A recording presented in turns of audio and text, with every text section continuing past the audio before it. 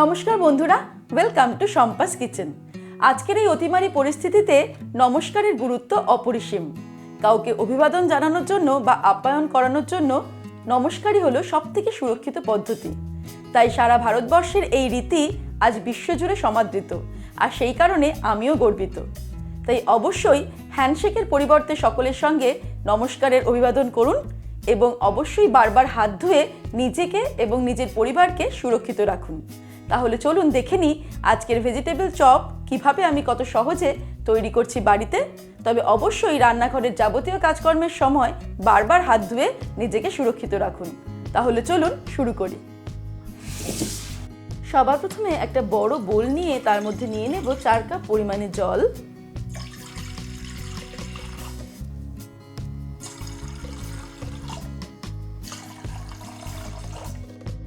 চার কাপ জলের জন্য নিয়ে নিচ্ছি 1 কাপ পরিমাণে ভিনিগার। তারপর এই ভিনিগার মিশ্রিত জলের মধ্যে আমি আজকের রেসিপির যে প্রয়োজনীয় সবজিগুলো সেগুলো ডুবিয়ে দেব। এই সময় আমরা যে বাজার থেকে সবজি ফল এগুলো কিনে নিয়ে আসি, এগুলো ব্যবহারের আগে যদি এই ভিনিগার মিশ্রিত জলের মধ্যে 5-10 মিনিট ডুবিয়ে রেখে এগুলোকে ভালো করে ধুয়ে নেওয়া যায়, তাহলে ভিনিগারের মধ্যে যে অ্যাসিটিক অ্যাসিড থাকে তার দ্বারা কিন্তু যদি ফল বা সবজির মধ্যে কোনো রকম ভাইরাস বা ব্যাকটেরিয়া থেকে যায়, সেক্ষেত্রে ব্যাকটেরিয়া বা ভাইরাস দ্বারা সংক্রমণের সম্ভাবনাটা কিন্তু অনেকটাই কম হয়ে যাবে। এই সময় অনেকেই মেনটেন করছে এই জিনিসটা, জলের মধ্যে ভিনিগার মিশিয়ে তার মধ্যে সবজি ফল ডুবিয়ে রেখে তারপর ব্যবহার করছে। আবার অনেকে জলের মধ্যে বেকিং সোডা মিশিয়েও তাতেও ধুয়ে নিচ্ছে ফল সবজি। আবার মাঝে মাঝে উষ্ণ গরম জলেও কিন্তু সবজি ফলগুলো ধুয়ে নিয়ে ব্যবহার করলে আসলে যতটা নিজেদের সুরক্ষিত রাখা যায় ততটাই ভালো। সেই কারণে আমি আজকে এই টিপসটা আপনাদের সঙ্গে শেয়ার করলাম। আশা করি আপনারা যদি এটা ফলো করেন তাহলে উপকৃত হবেন। সবজিগুলো 10 মিনিটের জন্য ডোবানো থাকুক। এবারে একটু হাতটা ধুয়ে নেব। আমি হিমালয়া পিওর হ্যান্ডস তুলসী পিউরিফাইং হ্যান্ড ওয়াশ দিয়ে ভালো করে 20 সেকেন্ড ধরে হাতটা ধুয়ে নিচ্ছি। হিমালয়া পিওর হ্যান্ডস তুলসী পিউরিফাইং হ্যান্ড ওয়াশ যা তৈরি করা হয়েছে একদম পিওর তুলসী দিয়ে। আমরা সবাই জানি আয়ুর্বেদ চিকিৎসায় তুলসী তার অ্যান্টিমাইক্রোবিয়াল প্রপার্টিজের জন্য খুবই উপকারী। তাই পিওর তুলসীর আয়ুর্বেদিক শক্তি আর হিমালয়ার সায়েন্টিফিক রিসার্চের মেলবন্ধনে তৈরি এই হ্যান্ড ওয়াশ প্রতিবার হাত ধোয়ার সময় 99.9% জার্ম নষ্ট করে দেয়। আর তাছাড়া এই হ্যান্ড ওয়াশ দিয়ে হাত ধোয়ার পরে তুলসীর সুগন্ধটাও আমার বেশ রিফ্রেশিং লাগে। আর সাথে বারবার হাত ধোয়া সত্ত্বেও হাতগুলোও কিন্তু বেশ সফট থাকে। সবজিগুলোকে 10 মিনিট এই মিশ্রণে ডুবিয়ে রাখার পর এবার এগুলোকে ভালো করে জল দিয়ে আমি ধুয়ে নেব। তবে এই জলটাতে কিন্তু আমি আরও কিছু সবজিও একসঙ্গে ডুবিয়ে নিতে পারতাম, সেটা আপনাদের দরকার মতো আপনারা করে নেবেন। সবজিগুলোকে ভালো করে কচলে কচলে ধুয়ে নিয়ে তারপর আমি এটাকে জল থেকে তুলে নিচ্ছি। এবারে ভেজিটেবল চপ তৈরি করার জন্য সবার প্রথমে ভেজিটেবলসগুলো চপ করে নেব। প্রথমেই নিয়ে নিয়েছি গাজর। গাজরগুলোকে ছোট ছোট টুকরো করে কেটে নেব।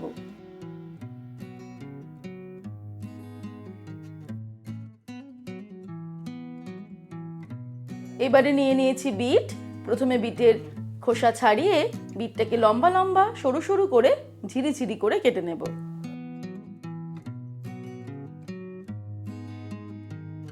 কিছুটা পরিমাণ ধনেপাতা নিয়ে ভালো করে কুচিয়ে নিচ্ছি।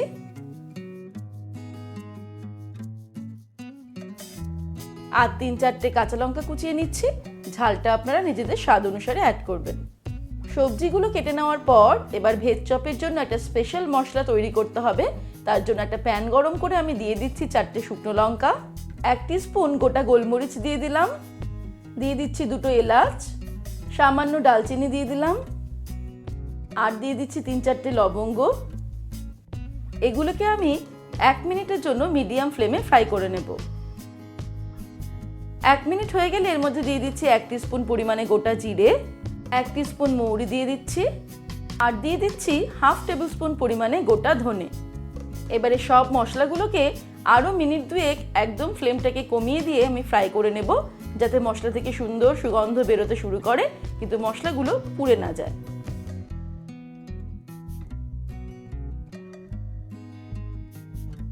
মশলাটা ফ্রাই করা হয়ে গেলে আমি ওভেনটাকে অফ করে দিলাম।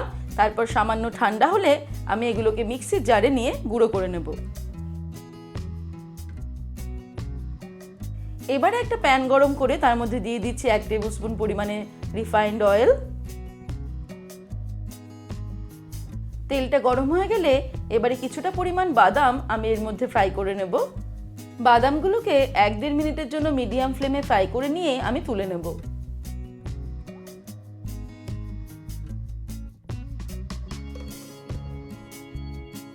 তারপরে এর মধ্যে আরও 1 টেবিল স্পুন পরিমাণে আমি রিফাইন্ড অয়েল দিয়ে দিচ্ছি। 1/2 টিস্পুন পরিমাণে 5 ফোড়ন, আর দিয়ে দিচ্ছি 1/2 টেবিল স্পুন পরিমাণে আদা বাটা, আর এর মধ্যে কুচিয়ে রাখা কাঁচা লঙ্কাটাও দিয়ে দিলাম। এবার এটাকে 30 সেকেন্ডের জন্য ফ্রাই করে নেব মিডিয়াম ফ্লেমে।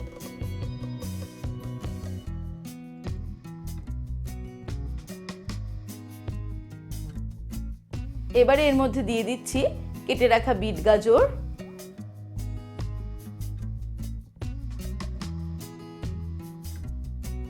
তারপর এর মধ্যে দিয়ে দিচ্ছি 1 টিস্পুন পরিমাণে নুন, এর সঙ্গে সামান্য হলুদ দিয়ে দিলাম। এবারে এটাকে মিডিয়াম ফ্লেমে রান্না করতে হবে।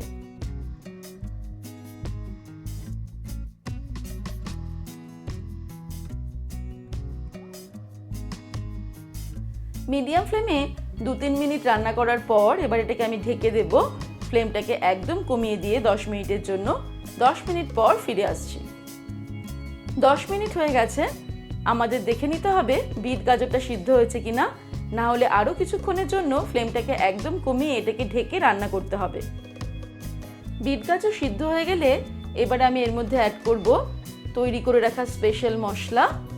আমি 1/2 টেবিল স্পুন পরিমাণে মশলা এর মধ্যে দিয়ে দিলাম। এর সঙ্গে আরও দিয়ে দিচ্ছি 1 টিস্পুন পরিমাণে আমচুর বা ড্রাই ম্যাঙ্গো পাউডার, আর 1 টিস্পুন পরিমাণে চিনি দিয়ে দিলাম, আপনারা স্বাদ অনুসারে দেবেন। আবারও সবকিছুকে মেশাতে মেশাতে রান্না করতে থাকবো মিডিয়াম ফ্লেমে।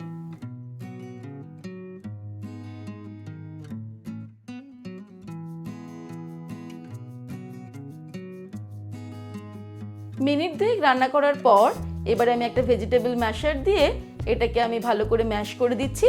তবে ম্যাশার না থাকলে সেক্ষেত্রে বাটি বা গ্লাসের ফ্ল্যাট অংশটা দিয়ে এই কাজটা করে নেওয়া যেতে পারে।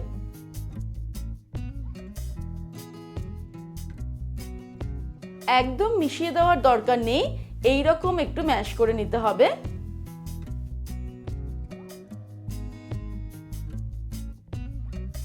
এবারে এর মধ্যে অ্যাড করে দেব সিদ্ধ করে রাখা আলু। 2টো মাঝারি সাইজের আলু সিদ্ধ করে নিয়ে ম্যাশ করে নিয়েছি, সেটা দিয়ে দিলাম। দিয়ে দিচ্ছি ফ্রাই করে রাখা বাদাম। তারপর ফ্লেমটাকে মিডিয়ামে রেখে সবকিছুকে ভালো করে মিশিয়ে নেব।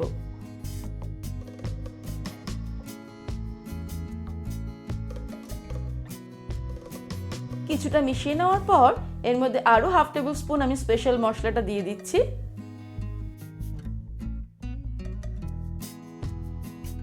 আর ফাইনালি এর মধ্যে দিয়ে দেব ধনেপাতা কুচানো। তারপর মিশিয়ে নিয়েই আমি ওভেনটাকে অফ করে দেব।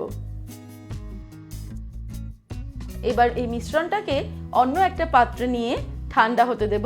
ঠান্ডা হলে ফিরে আসছি। এবারে ছোট্ট একটা বোল নিয়ে নিয়েছি, এর মধ্যে নিয়ে নিচ্ছি 1/3 কাপ পরিমাণে ময়দা আর 1/4 কাপ কর্নফ্লোর নিয়ে নিলাম। এর মধ্যে সামান্য পরিমাণে নুন দিয়ে দেব। তারপর অল্প অল্প জল অ্যাড করে একটা পাতলা মিশ্রণ আমাদের তৈরি করে নিতে হবে।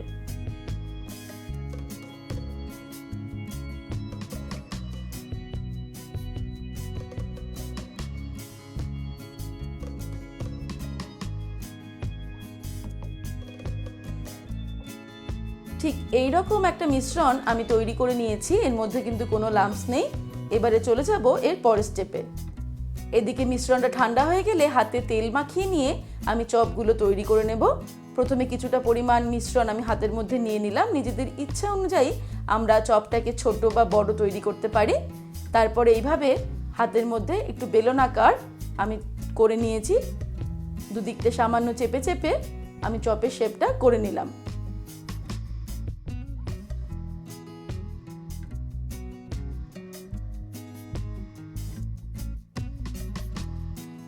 এইভাবে আমরা মিশ্রণটা দিয়ে সবকটা চপ আগে তৈরি করে নেব।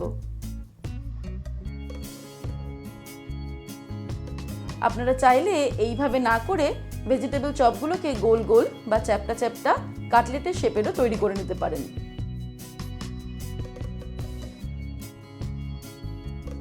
এবারে আমি ভেজিটেবল চপগুলোকে কোটিং করব। তার জন্য নিয়ে নিয়েছি বিস্কিটের গুঁড়ো আর আগে থেকেই তৈরি করে রাখা ময়দা আর কর্নফ্লোরের পেস্ট।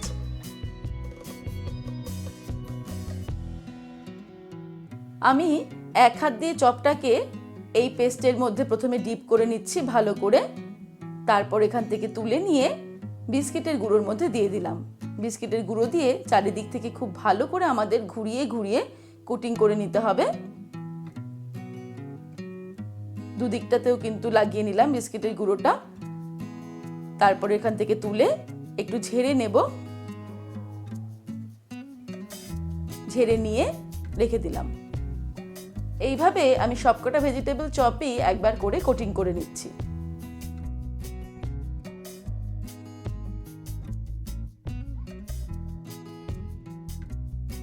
সবকটা ভেজিটেবল চপ আমি একবার করে কোটিং করে নিয়েছি। এবারে আমি এই চপগুলোকে আবারও একবার করে কোটিং করব। যেমন আবারও আমি এর মধ্যে ডিপ করে নিয়ে তারপরে বিস্কিটের গুঁড়োর মধ্যে আবারও মাখিয়ে নেব। এইভাবে সবকটা ভেজিটেবল চপই আমি দুবার করে কোটিং করে নেব। তারপর চলে যাব ফাইনাল স্টেপে।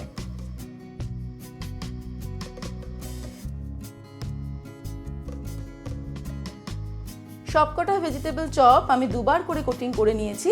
এবারে আমি চলে যাব ফাইনাল স্টেপে। এবারে ফাইনাল স্টেপে একটা প্যানের মধ্যে বেশ কিছুটা পরিমাণে রিফাইন্ড অয়েল গরম করে নেব। তারপর তেল গরম হয়ে গেলে এর মধ্যে আমি ভেজিটেবল চপগুলো ছেড়ে দিচ্ছি।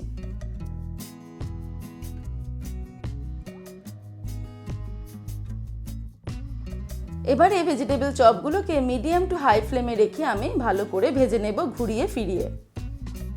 প্রায় 3-4 মিনিট সময় লাগবে এই ভেজিটেবল চপগুলোকে ভালো করে ফ্রাই করার জন্য।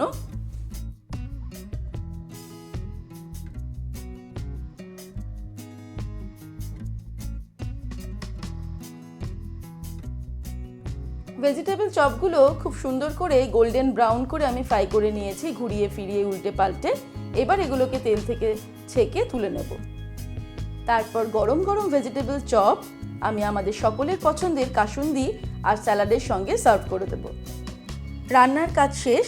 আমি আবারও একবার হাতটা ধুয়ে নেব হিমালয়া পিওর হ্যান্ড তুলসী পিউরিফাইং হ্যান্ড ওয়াশ দিয়ে। তবে খেয়াল রাখতে হবে 20 সেকেন্ড ধরে আমাদের হাতটা ধুয়ে নিতে হবে। তাহলে দর্শক বন্ধুরা, কেমন লাগলো আজকের এই রেসিপি আমাকে ভিডিওর নিচে কমেন্ট সেকশনে কমেন্ট করে জানাবেন। ভালো লাগলে লাইক করবেন আর সকলের সঙ্গে শেয়ার করতে ভুলবেন না। ভালো থাকবেন, সুস্থ থাকবেন। আমি আবার হাজির হব নতুন নতুন রেসিপির সঙ্গে। নমস্কার।